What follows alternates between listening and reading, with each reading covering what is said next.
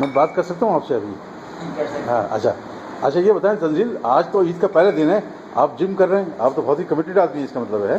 हैं। बस मोटिवेशन आती रहती है। अच्छा, नहीं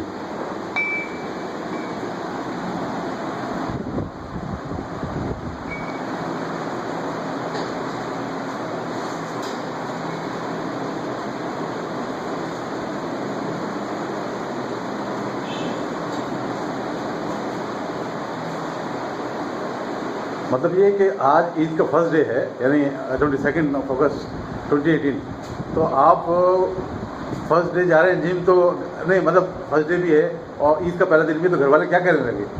घर वाले बोले कि ईद एंजॉय करो, खाओ पियो, हाँ? मटन बनाए खाओ। हाँ, बोला कि वो तो अलग है, लेकिन जिम भी लाइफ का हिस्सा है, उसको पार्ट बनाना है। हाँ, ये जिम आपकी प्रेफरेंस है? बिल्कुल।